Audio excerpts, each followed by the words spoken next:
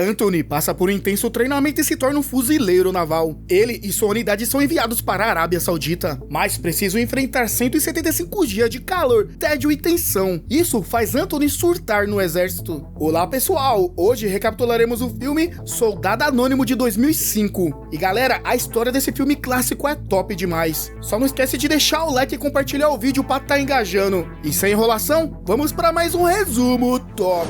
Consegue pensar enquanto te dou uns tapinhas de amor? E como é que você vai disparar um rifle com granadas explodindo na sua cara?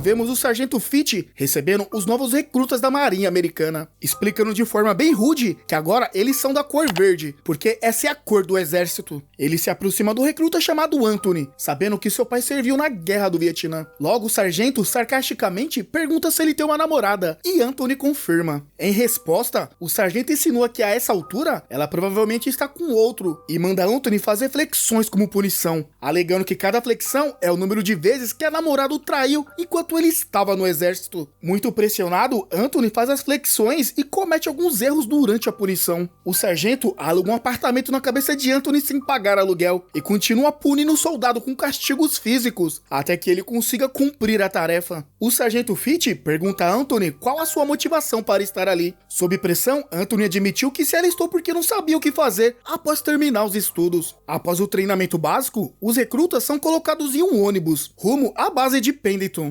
Durante o trajeto, Anthony olha para a foto de sua amada Christina, para ver se diminui a saudade. Ao chegar ao local, ele encontra um oficial que percebe o histórico militar de sua família, e decide colocar-lhe um pelotão de soldados arruaceiros, na esperança de que ele os ajude a se endireitar. No entanto, acontece justamente o contrário, e os colegas de Anthony o amarram à força na cama usando uma fita, e aquecem um ferro para marcar sua pele com uma sigla, fazendo-o desmaiar. Porém, alguns minutos depois, ele acorda e fica surpreso ao ver que não tem nenhuma marca em seu corpo. Um dos soldados chamado Troy explica que era apenas uma pegadinha, e que se ele realmente quiser uma marca, terá que merecê-la. Mais tarde, Anthony está com dificuldades para ir ao banheiro, e toma laxante para tentar resolver o problema. Quando o sargento entra no banheiro, ele fica impressionado ao saber que precisaram de 6 homens para segurar Anthony. Por isso, o sargento oferece a Anthony a oportunidade de entrar para o curso de atiradores de elite. No dia seguinte, Anthony se apresenta para o curso, e o sargento explica que apenas 8 homens de verdade serão selecionados, enquanto os demais serão eliminados. Agora, um dos sargentos também quer entrar na mente de Anthony, fazendo o garoto cantar música com a boca fechada. Isso faz o resto dos soldados se segurar para não rirem. Com o passar dos dias e muito treinamento, Anthony se torna um atirador habilidoso. O sargento Psyche começa a fazer um treinamento duríssimo com os soldados. No primeiro treino, ele dá uma aula sobre camuflagem, dizendo que os aspirantes atiradores devem até mesmo urinar nas calças, se necessário, para não saírem do lugar e revelarem sua posição para o inimigo. Em seguida, o soldado faz um treinamento usando tiros de paintball para simular um confronto real. Na terceira aula, o sargento ensina a usar medir a distância em jardas e a determinar a velocidade do vento cuspindo no dedo e apontando para cima. Na parte final do curso, os aspirantes aprendem a atirar com rifles de precisão, e Anthony mostra talento ao acertar um tiro preciso em um alvo a uma grande distância. Além disso, eles também têm que rastejar embaixo de arames farpados, enquanto outros soldados disparam tiros reais sobre eles, para assim se acostumarem com o cenário real de guerra. No entanto, infelizmente, durante o exercício, um dos recrutas entra em pânico e fica de pé, levando um tiro e morrendo no processo.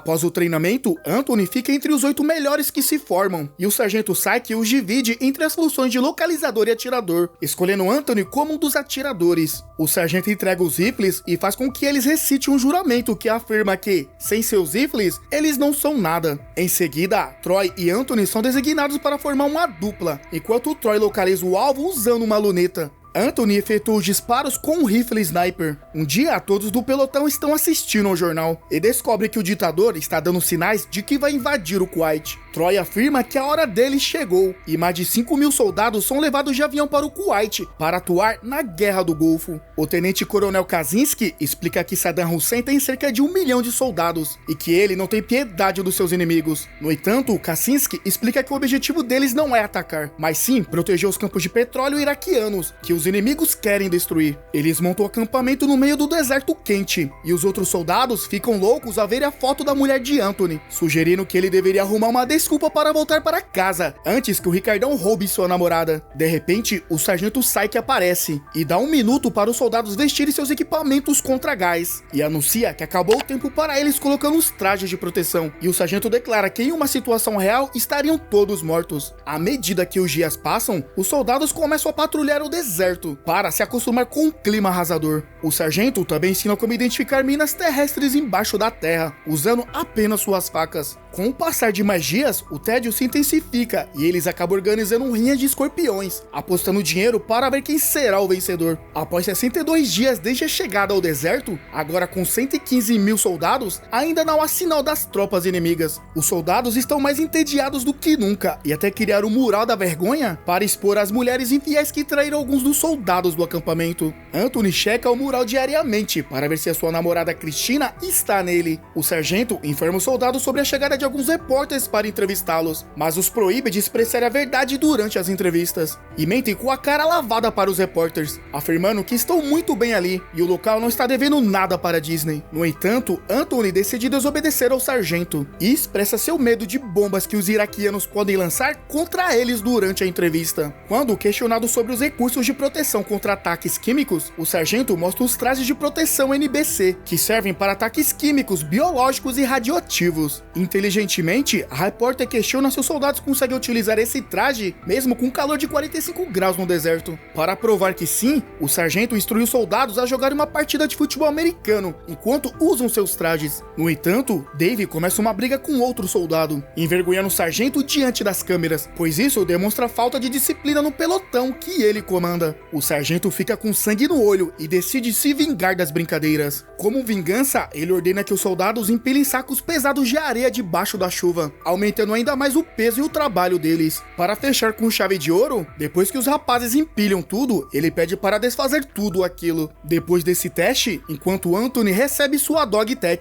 mas fica irritado ao perceber que uma das informações está errada. Além disso, Anthony também recebe uma carta de sua namorada Christina, que conta ter feito uma nova amizade com Crow, um homem onde ela trabalha. Isso deixa Anthony arrasado, fazendo pensar que ela está o traindo. Mas Troy tenta consolá-lo, dizendo que eles terão 2 dias de folga para esfriarem a cabeça. Enquanto isso, Cortez recebe uma foto de seu filho recém-nascido e fica radiante. Ele estava feliz da vida, pois tinha deixado sua esposa grávida para servir no exército. No dia seguinte, as férias começam e os soldados ganham o direito de ligar para seus familiares. Durante a ligação, Anthony, com ciúmes, questiona quem é o tal do Crow. Christina fica irritada e diz que ele é apenas um amigo dela. No entanto, antes que pudesse continuar a conversa, a ligação cai. Após isso, Anthony entra no banheiro e vê o reflexo de Christina no espelho, o que o faz sentir nojo e começar a vomitar areia. De repente, ele acorda assustado e percebe que era apenas um pesadelo. Ao ver que seu amigo está sofrendo, Troy o convida para assistir ao filme O Franco Atirador, que a esposa do oficial Banner enviou para ele. Os soldados se reúnem na sala e colocam a fita para rodar. No entanto, em vez do filme, aparece uma cena picante, e logo o soldado percebe que é a sua esposa relaxando com o vizinho, pois ela gravou tudo e enviou as fitas apenas para se vingar dele. Depois da humilhação, o soldado começa a chorar e sai da sala. Anthony e alguns outros soldados aproveitam que ele saiu para dar um replay na fita, mas Troy os impede de assistir, explicando que isso seria uma baita sacanagem com o cara. Anthony, que também estava chorando, revela o motivo de sua tristeza. Ele queria ver a fita para entender como a traição aconteceu, já que Christina provavelmente o traiu com o gerente do hotel, Crow.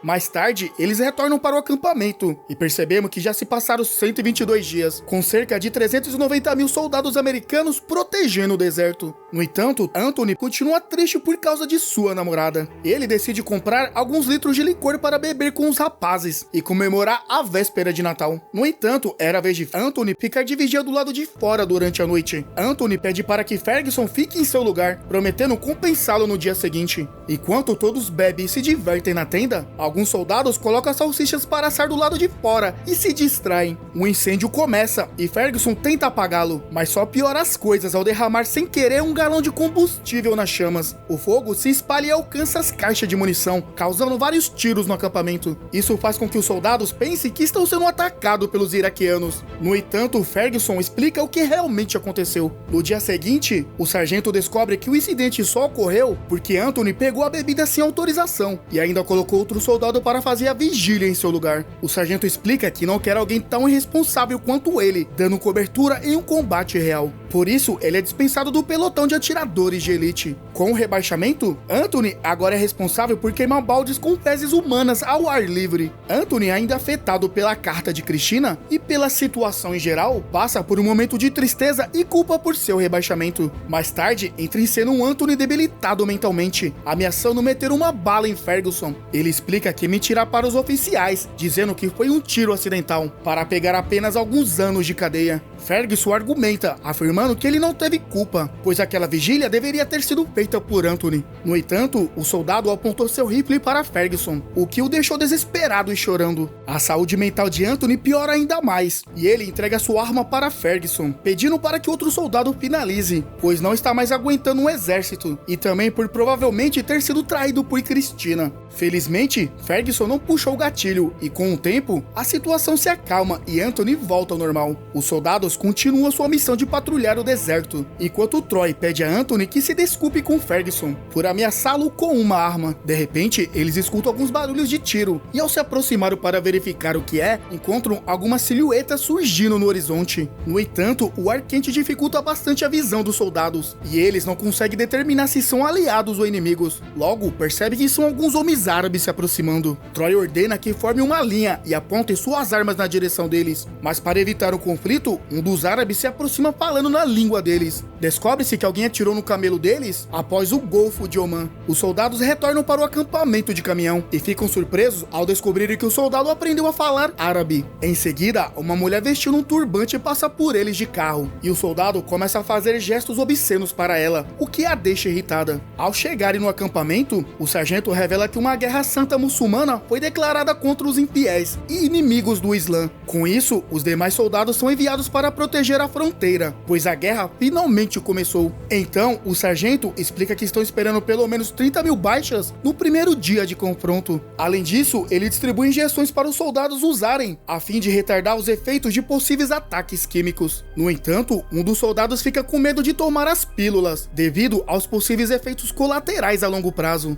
O sargento diz que ele não precisa tomar se não quiser, mas ressalta que as vítimas de ataques químicos carregam sequelas pelo resto de suas vidas. Em seguida, os soldados começam a cavar buracos para dormir durante a noite. Troy perde a paciência e diz que estão em maus lençóis por terem que lutar em um deserto, que é um enorme campo aberto de tiro, ao contrário do Vietnã, por exemplo, que tinha árvores e construções para se proteger. Isso deixa o soldado irritado porque Troy está constantemente criticando a moral da tropa. Então, ele chama Anthony para conversar a sós e revela que descobriram que Troy mentiu sobre não ter ficha criminal. Por isso, ele será expulso do exército e punido quando voltarem para casa. Anthony entende o motivo da irritação de Troy e pergunta por que ele não contou que seria expulso do exército. No entanto, Troy pede para que Anthony cuide de sua própria vida. Mais tarde, Anthony recebe de volta a camisa que havia dado de presente para Cristina meses atrás, junto com um bilhete onde ela diz que acabou tudo entre eles. Kruger comenta que todos os soldados são apenas fuzileiros descartáveis e que ninguém se importa com eles, nem mesmo suas famílias ou namoradas. Anthony então revela que Troy será expulso e por isso todos seguram ele e usam um ferro quente para marcar sua pele, com a sigla Corpo de Fuzileiros, deixando Troy emocionado, pois apenas os soldados dignos recebem essa marca. Os iraquianos começam a disparar neles usando artilharia. Os outros soldados pedem para ele se abrigar, mas ele está hipnotizado e que não consegue ouvi-los. Logo, percebe que urinou nas calças. Então, é pedido para que ele pegue uma bateria para o rádio que está no caminhão. Ele corre para desviar das bombas e consegue retornar com a bateria, mas logo percebe que ela está descarregada. Os iraquianos começam a recuar e os fuzileiros aproveitam para avançar e conquistar mais território. Alguns jatos aparecem no horizonte e David comemora, achando que são aliados. No entanto, os jatos se aproximam e atacam, eliminando vários fuzileiros. Os sobreviventes chegam a uma enorme rodovia repleta de veículos e corpos queimados de pessoas inocentes, que estavam apenas tentando fugir da guerra. Eles decidem acampar ali, Anthony vomita ao ver os corpos de perto. Logo, avistam rastros de fumaças ao longo e percebe que os iraquianos conseguiram destruir os postos de petróleo. Com isso, a fumaça contaminada alcança as nuvens e poucos minutos depois, começa a chover óleo sobre eles. Já de noite, vemos um chão repleto de óleo e os soldados cavam buracos para dormir. De repente, gotas de óleo caem nos olhos de Kruger, quase o deixando cego.